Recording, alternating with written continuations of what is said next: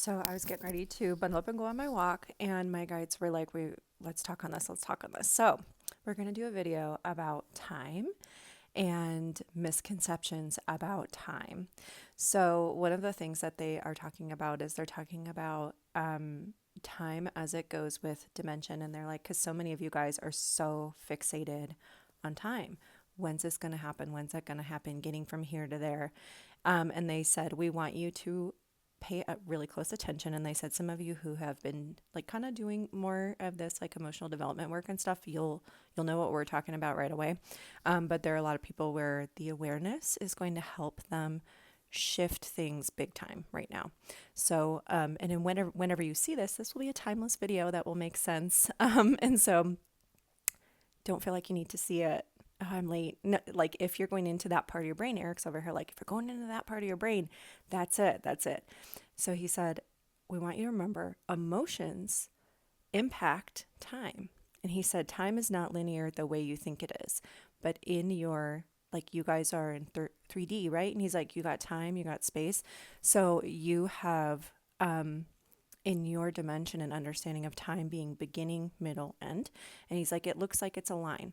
And he said, now we see like there are more and more of you that are suffering because of this, because you know that time is not as linear as it seems, because then why, your car alarm went off. If time is so linear, then why would so many of you feel like when you're really down, like really, really down, it feels like time is dragging. And then when you have, when you're doing something that you just absolutely love and enjoy, you're so present in the moment, you're not even thinking about it. And it's like that moment can, it seems to fill up the room, and you're like, I want more time. I want more time. And then they're saying, but when you're like really like busy and anxious and stressed and all this stuff is going on, he's like, it kind of depends on where you sit on the emotional scale, right? But he's showing like how our perception of time changes. And so they're talking about, and this is something they've been teaching me for a very long time.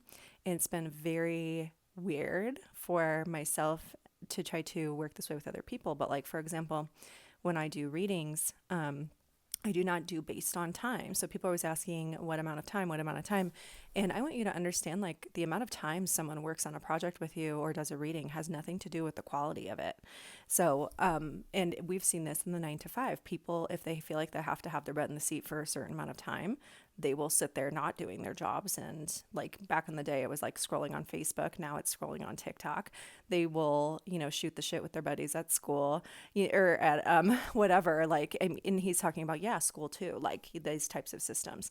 He said, so like we need to kind of move from away as a society, and we are naturally moving away as a society from the concept of time as it stands. And we are moving past the thought process that time equals money, time equals value.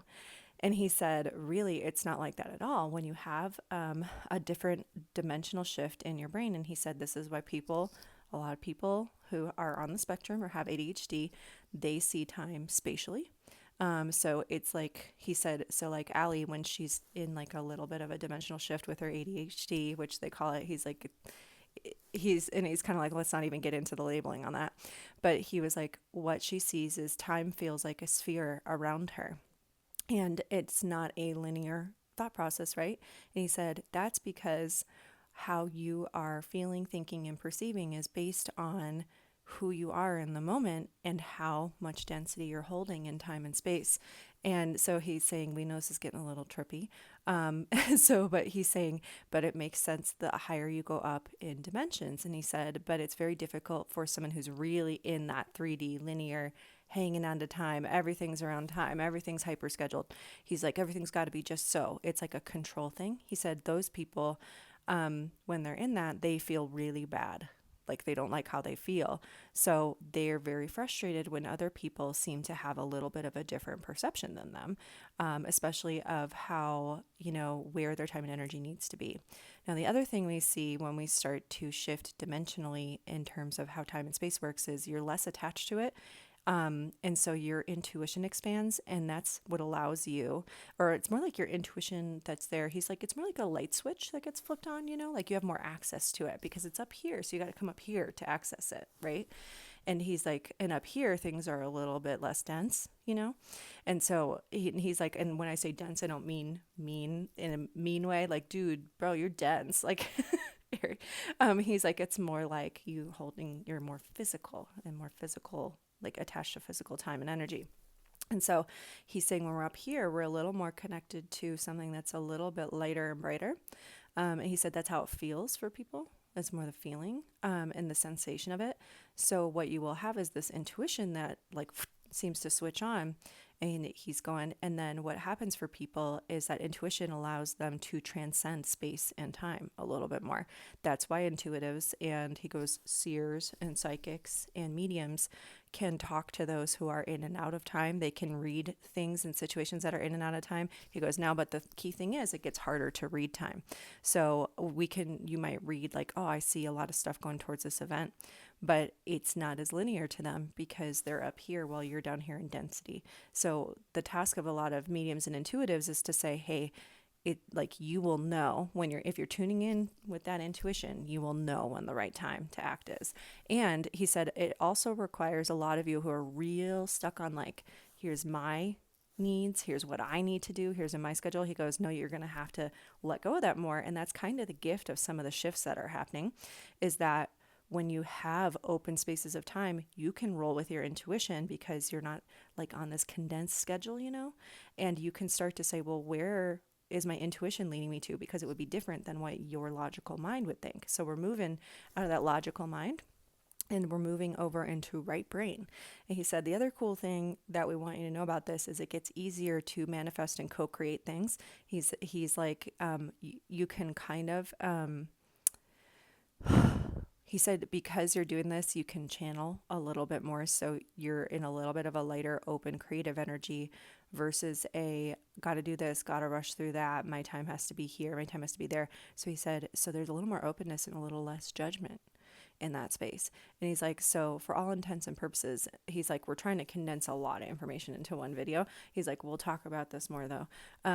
But in essence, he's saying, so like, we want you guys to do some really basic things if you're like wanting to feel better and wanting to begin to shift into your intuitive, more open time space so that you know where to go, what to do, what to say, and to whom. And it's not all about all of these old rules and things. And he said, and the irony is a lot of people who live that way tend to be totally fine with their jobs. Like they end up having the right jobs for them or making the right moves in terms of their careers. And he's like, because they live differently. So they're not in the mindset of, I got to have this type of work and I got to conform to this. And he said, it's not that they'll never have a 9 to 5 job. It's that they think differently. And because they think differently, things tend to work out for them. And so he's showing me this is a much more active co-creation process for them. And he's like, he said everything gets tuned in and tuned up and you get on a higher frequency when you daydream. So we want you to daydream. And he said, this is why we're always saying on Allie's lives and as Allie's videos and in everything she teaches, manifestation comes with meditation. Intuition comes with meditation because you need to let go of that left brain a little bit more and let your right brain kind of jump in there a little more because that's the part of you that will be able to co-create and get really, he's like, if you struggle with daydreaming or struggle with meditation, try turning on some meditation music and just let your mind go into a nice, fun, daydreamy place. He said a lot of people find co-creative processes from there. And he said, also, if you get really stressed, take a cat nap because he's saying that will really change the process and it will help you with co-creating in a whole different way. So I thought I would put this out there today. Let me know your questions. But I wanted to also let you guys know for the Manifest Fest that I'm running in the group.